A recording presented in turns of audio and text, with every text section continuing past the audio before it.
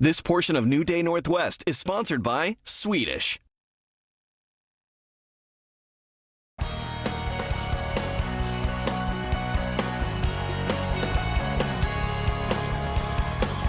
Many people experience a trembling in their hands or their voice once in a while. When those tremors become more pronounced and they last longer, it can signify a more serious condition like essential tremors or Parkinson's. So how do you tell which one is affecting you and what types of treatments are available? Dr. Praveen Kamani, a board-certified neurologist from Swedish, is here to explain. Thank you for helping us with this. Thanks for having me. You know, there's a lot of confusion. Let's start with Parkinson's.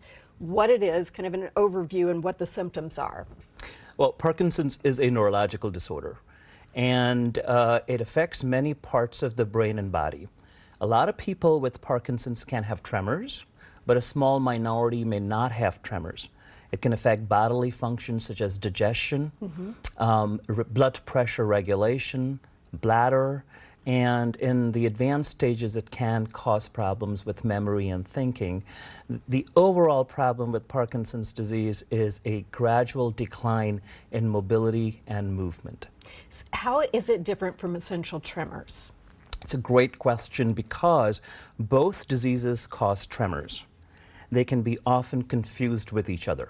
While Parkinson's disease causes all of these changes that I just mentioned, essential tremor causes primarily tremors in the hands, occasionally in the head, the voice, or the torso.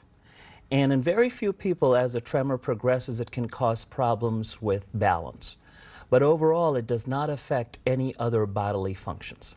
So when somebody comes to you and they have tremors, how do you diagnostically distinguish between those two things? Again, great question, because truly the diagnostic distinction between these two diseases is done on a clinical basis. There is really no blood test that you can order up that'll tell you if a person has Parkinson's disease or essential tremor.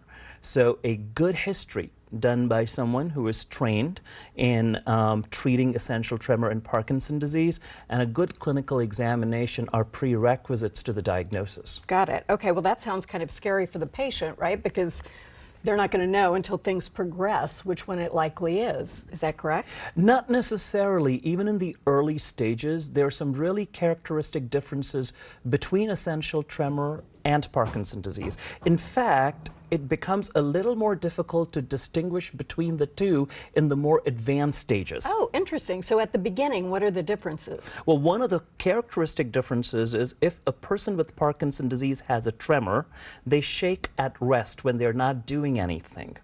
And in essential tremor, people shake when they're trying to do something, like writing, eating, drinking. Not to say that people with Parkinson's don't have those problems, but at the outset, when you're examining the patient, the first thing you look at is the tremor present when they're quiet and sitting still, or is it only present when you're trying to do something with your hands? That is super interesting. So what is the treatment protocol?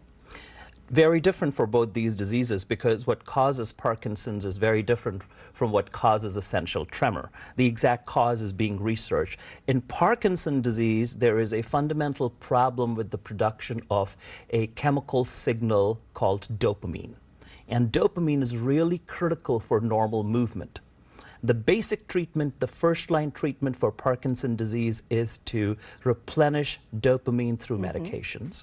In essential tremor, there is no such chemical signal.